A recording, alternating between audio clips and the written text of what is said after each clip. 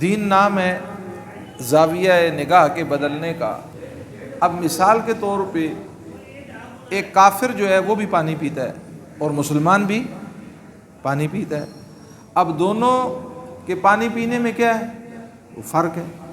ایک مسلمان بھی کھانا کھاتا ہے اور ایک کافر بھی کھانا کھاتا ہے۔ ایک مسلمان بھی کپڑا پہنتے ہے، کافر بھی کپڑا پہنتے ہے۔ ایک مسلمان بھی گھر بناتے ہے، کافر بھی گھر بناتا ہے۔ ایک مسلمان بھی تجارت کرتے ہے، کافر بھی تجارت کرتے ہے۔ لیکن دونوں کے معاملات کے اندر فرق ہے یا نہیں؟ اور وہ جو فرق ہے وہ کس چیز کا ہے؟ وہ زاویہ نگاہ کا ہے کہ کافر کی نگاہ وہ ظاہر پر جاتی ہے اور مسلمان کی نگاہ ظاہر پر نہیں جاتی، سبب پر نہیں جاتی، بلکہ مسبب الاسباب پر جاتی ہے، جو تمام اسباب کا کیا کرنے والا ہے؟ پیدا کرنے والا ہے۔ ہم پانی پیتے ہیں اور ہمارا نظریہ بس یہی ہے کہ ہمیں پیاس لگی ہے، مجھے پیاس لگی، آپ کو پیاس لگی۔ یہ پیاس علامت ہے اس بات کی کہ ابھی مجھے کس چیز کی ضرورت ہے؟ پانی کی ضرورت ہے۔ ہم نے گلاس کو اٹھایا، پانی پیا، بس ہماری نگاہ یہاں تک گئی کہ میں نے اس پانی کو فریج سے نکالا اور فریج کے اندر تک جو پانی کو داخل کیا ہے وہ میں نے پائپ لائنیں بچھائی ہیں، پائپ لائنوں کے ذریعے سے میرے گھر میں پانی آیا ہے۔ میں نے اس پانی کو بوتل کے اندر ڈال کے فریج کے اندر ڈالا ہے، فریج نے اس کو ٹھنڈا کیا ہے اور ہماری نگاہ یہاں تک گئی کہ پائپ لائنیں بھی میں نے بچھائی ہیں، اس کو ٹھنڈا بھی میں نے اپنے پیسوں سے اس فریج کو لایا، اس نے ٹھنڈا کیا، لہٰذا میں نے اس پانی کو پی لیا۔ یہ زاویہ ایک مسلمان کا اگر ہے تو یہ تو کافر کا بھی ہے۔ کافر کی نگاہ بھی یہاں تک جاتی ہے، لیکن مسلمان کو یہ تلقین کی جا رہی ہے کہ اے مسلمان تھوڑا سا ٹھہر جا، یہ جو تو ابھی پانی پینے لگا ہے اس سے پہلے تو بسم اللہ الرحمن الرحیم پڑھ۔ اس پانی پینے سے پہلے تو اپنے رب کی قدرت کو پہچان، اس کی عطا کو پہچان کہ یہ جو تیرے ہاتھ میں پانی کا گلاس جو پہنچا ہے، جو اس گلاس کے اندر جو پانی ہے یہ ایسے نہیں پہنچایا، اس کے پیچھے تیرے رب کی قدرت استعمال ہوئی ہے، اس کی طاقت اور کارگری استعمال ہوئی ہے، تب جا کر یہ پانی یہاں پر پہنچے۔ اور اللہ رب العزت قرآن میں ارشاد فرماتے ہیں کہ ہم نے ہر جاندار کو پانی سے پیدا کیا۔ ہر جاندار کی ضرورت کیا ہے؟ پانی ہے۔ پانی کے بغیر زندگی ہے؟ جہاں پانی ہے وہاں زندگی ہے، جہاں پانی نہیں ہے وہاں آبادی بھی نہیں ہے، وہاں ویرانیاں ہیں۔ اور جہاں پر پانی ہے وہاں آبادی ہے، وہاں پر ہریالی ہے، وہاں پر شہر، ملک، ملت، لوگ، قوم سارے آباد ہیں۔ اور جہاں پر خشک ہے، جہاں پر پانی ہے ہی نہیں ہے، تو وہاں آبادی کا نام و نشان بھی نہیں ہے۔ تو گویا کہ زندگی کی بقا کا ایک سبب اللہ رب العزت نے انسان کے لیے وہ کس کو بنایا؟ وہ پانی کو بنایا۔ اور اس لیے کائنات میں خشکی کم ہے، پانی کیا ہے؟ زیادہ ہے۔ پانی کے ذخائر اللہ نے وافر بنائے اور پانی کو اللہ رب العزت نے سمندروں کی شکل میں بنایا، اور سمندر کے پانی کو اللہ نے کیا کر دیا؟ میٹھا ہے یا کڑوا ہے؟ اتنا کھارا پانی ہے کہ انسان حلق تو چھوڑو، انسان وضو نہیں کر سکتا۔ جن حضرات کو سمندر میں سفر کا ہوا ہے، جو جزیروں میں گئے ہیں، ہمارے تو اللہ کے فضل سے سفر ہوتے رہے، نہ انسان پی سکتے ہیں نہ انسان اس سے وضو کر سکتے ہیں۔ اس کھارے پانی کو آپ ڈالیں تو یہ داڑھی بھی جو ہے نا، یہ منہ، یہ ہاتھ، یہ داڑھی بالکل عجیب انسان کی کیفیت ہو جاتی۔ وضو کرنا مشکل ہے، پینا تو بہت دور کی بات ہے۔ اور اللہ نے سمندر کا پانی کڑوا کیوں کیا ہے؟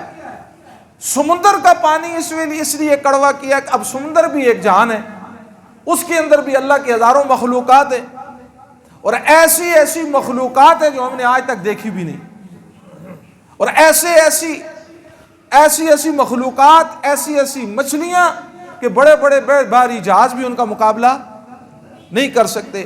اب اس طرح کا جانور اگر سمندر کے اندر مر گیا، اور آپ کو پتہ ہے جب کوئی جانور مرتا ہے چند دنوں کے بعد اسے گلنے اور سڑنے کی کیا آتی ہے؟ بدبو آتی ہے۔ اللہ رب العزت نے سمندر کا پانی کھارا اس لیے پیدا کیا ہے کہ جو مخلوقات اس سمندر میں مر جائے، یا باہر کی چیزیں جو ہم سمندر کے اندر جا کر ڈال دیتے ہیں، اس کھارے پانی کی وجہ سے وہ گلنے اور سڑنے کی وجہ سے وہ بدبو پیدا ہوتی ہے، اللہ اس کو ختم کر دیتے ہیں۔ اب یہ پانی اس کو کھارا کیا ہے، اور اللہ رب العزت یہ ارشاد فرما دیتے کہ میں نے پانی کو سمندروں کے اندر بنا دیا ہے، پانی کو میں نے پیدا کر دیا ہے، جاؤ جا کر حاصل کرنا بھی تمہارا کام ہے، اس کے کڑوے پن کو دور کرنا بھی تمہارا کام ہے، تو ہم کیا کرتے؟ اب سعودی عرب نے کڑوے پانی کو، کھارے پانی کو میٹھا کرنے کے لیے جو پلانٹ لگایا ہے، اربوں روپے کا لگایا ہے، اور جگہ جگہ لکھ دیا ہے کہ یہ پانی جو تم تک پہنچے اس پر اربوں روپے خرچ کیے، لہذا اس پانی کی کیا کرو؟ قدر کرو۔ اور جیسے ہمارا ملک ہے ماشاءاللہ، اس کی تو حالت ہی ہمارے سامنے ہے۔ اللہ رب العزت کا اگلا نظام فرمایا کہ اے انسان، اس کے کڑوے پن کو بھی تو ختم نہ کر، اس کے کڑوے پن کو بھی تمہارا رب ختم کرے گا۔ میں اللہ کس طرح ختم ہوگا؟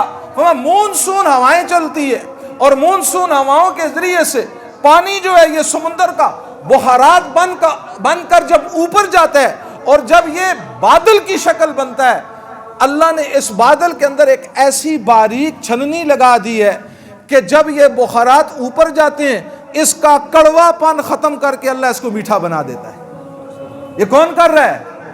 کون کر رہا ہے؟ اللہ کر رہا ہے۔ پھر اس کے بعد اب کہاں کراچی اور کہاں ہری پور، یہاں لوگ کہتے ہیں دعائیں کریں، بارش نہیں ہو رہی، بارش کی ضرورت ہے، اب یہاں دعائیں مانگی جا رہی ہیں، وہاں سے اللہ اپنی قدرت کا ایئر کارگو چلاتے ہیں، اور وہاں سے یہ بادل چلتے چلتے چلتے چلتے یہاں آتے ہیں، اور یہاں آ کر پھر بارش برستی ہے۔ اور اگر اللہ یہ کہہ دیتے برسا میں نے دی ہے اور سال کا انتظام کرنا تمہارا کام ہے، ہم سٹور کر سکتے تھے؟ اللہ کہتے ہیں نہیں، بس برس رہی ہے، جتنی تمہیں ضرورت ہے اتنی جمع کرو، باقی کی فکر نہ کرو۔ اللہ باقی پانی کا کیا بندوبست ہوگا؟ کہا تمہارا رب ان بادلوں کو پہاڑوں میں لے جائے گا، اور پہاڑوں کے اوپر اس بارش کو، اس بادل کو برف کی شکل میں اللہ برساتا ہے، اور وہاں یہ برف بن کے وہ بڑی بڑی چوٹیاں، اور یہ بادل برف بن کے وہاں جب برسیں، اب اللہ کہتا ہے میں نے برف بنا دی ہے، وہاں سے لانا تمہارا کام ہے۔ مشکل تھا یا نہیں؟ اللہ کہتے ہیں میں نے پانی کو تمہارے لیے سٹور کر دیا ہے، پانی سٹور ہو گیا ہے۔ اب اس کے بعد اللہ کیا ہوگا؟ فرمایا ایک تو ان کی خوبصورتی کے نظارے لو، اور میں نے اتنی بلند و بالا پہاڑوں کی چوٹیوں پر اس پانی کو سٹور کر دیا ہے، اور اس کو منجمد کر دیا ہے جہاں تک کوئی خراب کرنے کے لیے پہنچ ہی نہ سکے، ایسے صاف ستھری برف۔ پھر اگلا کام، فرمایا اس کے اوپر سورج کی کرنیں پڑتی ہیں، اس برف کے اوپر کرن پڑ رہی ہے، اور برف کی تہ سے پانی کے چشمے جاری ہو رہے ہیں، وہاں سے پانی کا چشمہ جاری ہوا، اور چشمہ جاری ہو کر اس زمین کے اندر اللہ نے رگیں بنائی ہوئی ہیں، ان رگوں کی صورت میں اللہ پانی کے چشموں کو جاری کر رہا ہے، اور وہاں سے چشموں کو جاری کرتا کرتا یہاں ہری پور میں پہنچا۔ اللہ کہتے ہیں تیرا کام ہے صرف ڈرل کر کے پانی نکالنا، یہاں تک پہنچانا میرا کام تھا۔ ہم نے ڈرل کیا، وہاں سے پانی کو نکالا، نکالنے کے بعد برتن میں ڈالا، ڈالنے کے بعد جب منہ کے قریب لے کر گئے، رب کہتے ہیں یہ پانی تم تک تیرے رب نے پہنچایا ہے، اللہ کی طاقت اور قدرت نے پہنچایا ہے۔ اے انسان، اس کو پینے سے پہلے بسم اللہ الرحمن الرحیم پڑھ۔ یہ بسم اللہ اس لیے تجھ سے پڑھایا جا رہا ہے تاکہ تیرے سامنے تیرے رب کی طاقت اور قدرت آئے۔ اب بتاؤ بسم اللہ پڑھنے میں مزہ آئے گا یا نہیں آئے گا؟ لطف آئے گا یا نہیں آئے گا؟ اس پانی کو یہاں تک پہنچانے والا کون ہے؟ اب اگلی بات، ہم نے تو یہ سمجھا کہ بس ہم نے پانی پی لیا، معاملہ ختم۔ نہیں، اللہ نے یہ جسم، اسی لیے اللہ کہتے ہیں نا وَفِي أَنفُسِكُمْ أَفَلَا تُبْصِرُونَ، اے انسان تم اپنی جان کے اندر، اپنے اندر کیوں نہیں غور کرتے، اپنے معاملات کو کیوں نہیں دیکھتے؟ اب اللہ نے یہ بدن بنایا، اب اس بدن کے اندر اللہ نے ایک نظام چلایا۔ اب جب اس بدن کو پانی کی کمی ہوتی ہے، اور جب اس کو پانی کی ضرورت ہوتی ہے، اللہ نے اندر ایک خودکار میٹر نصب کر دیا ہے، اور اس میٹر کو پیاس کا نام دیا ہے۔ بدن کو پانی کی ضرورت پڑی، اس پانی کی ضرورت کو پورا کرنے کے لیے اللہ نے پیاس کا اظہار کر دیا۔ اب یہ کہتا ہے بس مجھے پیاس لگی ہے، میں نے پانی پیا ہے، حلق نے اس پانی کے ذائقوں کو لیا، بس بات ختم نہیں۔ اصل میں میرے بدن کو پانی کی ضرورت تھی، اب مجھے کیسے پتا چلتا پانی کی کمی ہو گئی ہے؟ کس انداز سے میں معلوم کرتا؟ اللہ کہتے ہیں تجھے معلوم کرنے کی ضرورت نہیں ہے، میں خود تجھے پیاس لگاؤں گا، تو پانی پیے گا، تیرا رب اس پانی کی کمی کو دور کر دے گا۔ اب میں نے اور آپ نے پانی پیا، اب اندر کا نظام ہے، اب یہ پانی اندر کی رگوں میں جا رہا ہے اور اندر کی رگوں میں یہ پھیل رہا ہے، جس حصے کو پانی کی ضرورت ہے اس حصے تک اس پانی کو اللہ پہنچا رہا ہے، اور پہنچانے کے بعد پھر اس پانی کو میرا رب پھر صاف کر رہا ہے، پھر فلٹر کر رہا ہے، اور اس کے جس کی ضرورت نہیں ہے اس کو پیشاب کی صورت کے اندر نکال رہا ہے۔ ایک بہت بڑے عالم تھے، انہوں نے ایک ڈاکٹر صاحب کو کہا کہ سائنس اتنی ترقی کر گئی ہے، آپ ایک انسان کا گردہ نکال کے دوسرے کو نکال رہے ہیں، لگا رہے ہیں، اتنی ترقی کر لی، آپ کیوں نہیں خود گردہ کیوں نہیں بنا دیتے؟ تو انہوں نے کہا جی حضرت پہلی بات تو یہ ہے کہ سائنس نے ترقی کی ہے لیکن اتنی ترقی بھی نہیں کی کہ وہ گردہ بنا سکے۔ پہلی بات یہ گردے کے اندر اللہ نے ایک چھاننی لگائی ہوئی ہے، اتنی باریک چھاننی ہے، اتنی باریک جو اس پانی کو فلٹر کرتی ہے، پہلے تو وہ چھاننی کوئی بنا ہی نہیں سکتا۔ آج تک سائنس نے اتنی ترقی کی نہیں ہے، اگر سائنس ترقی کر کے اس چھاننی کو بنا بھی لے تو اربوں روپے اس چھاننی کے بنانے میں لگ جائیں۔ پھر اگلی بات انہوں نے کی، کہا اگر ہم چھاننی بنا بھی لیں لیکن گردے کا ایک نظام ایسا ہے جو دنیا کی کوئی طاقت نہیں بنا سکتی، اللہ نے ہر گردے کے اندر ایک آٹومیٹک دماغ بنا دیا ہے، ہر گردے کے اندر ایک دماغ ہے، وہ دماغ انسان کی جسامت، انسان کے قد، انسان کے اعضاء کے مطابق گردے کا وہ دماغ فیصلہ کرتا ہے اس کو کتنا پانی ضرورت ہے، وہ دماغ اتنا پانی سپلائی کرتا ہے، جتنا ضرورت نہیں فلٹر کر کے پیشاب کی صورت میں باہر نکال دیتا ہے۔ کہتے ہیں وہ دماغ ہم کہاں سے لائیں گے، وہ کون بنائے گا؟ میرے محترم دوستو، ہم نے تو یہاں تک کیا بس پانی پی لیا، آپ بتاؤ اتنی بڑی نعمت اتنی طاقتوں سے ہو کر میرے اور آپ کے ہاتھ میں آئی، پھر ہم نے اس پانی کو پیا، پھر اندر سے میرے محترم دوستو صفائی کر کے فاضل مادوں کی صورت میں اس گندے پانی کو پیشاب کی صورت میں میرے اللہ نے نکالا۔ یہ ساری رب کی طاقت اور قدرت بغیر پیسوں کے چل رہی ہے نہیں چل رہی؟ اب یہ صرف ایک پانی کے میرے محترم دوستو یہ نعمت ہے، اب روزانہ کتنی نعمتیں اس رب کی میں اور آپ استعمال کرتے ہیں میرے محترم دوستو اور بزرگوں، کیا اس اللہ کا شکر بھی ادا کیا ہے نہیں کیا؟ ہماری زبان پر تو بس ظاہر اسباب کو دیکھ کر یہ آتا ہے، ہم تو صرف یہ کہتے ہیں ہائے میں مر گیا، ہائے یہ ہو گیا، ہائے وہ ہو گیا۔ ہارون الرشید رحمت اللہ علیہ اپنے دربار میں بیٹھے ہوئے تھے، پانی منگوایا، پانی کا پیالہ ہاتھ میں لیا، حضرت بہلول رحمت اللہ علیہ بیٹھے ہوئے تھے، آپ نے کہا بادشاہ سلامت رک جائیں، میں آپ سے ایک سوال کرتا ہوں، آپ جنگل اور صحرا اور ویرانے پر ہیں، کچھ بھی نہیں ہے، آپ پیاس سے مر رہے اور نڈال ہو رہے ہیں، آپ کو پانی کی ضرورت ہے، کوئی آدمی آپ کے پاس آتا ہے اور کہتا ہے اس پانی کی قیمت لگاؤں گا، آپ کتنی دیں گے؟ آپ حضرت ہارون الرشید رحمت اللہ علیہ کہنے لگے میں ساری دولت لے کر اس پانی کو اپنی زندگی بچانے کے لیے استعمال کروں گا۔ پھر اس نے کہا آپ پی لیں پانی، پی لیا۔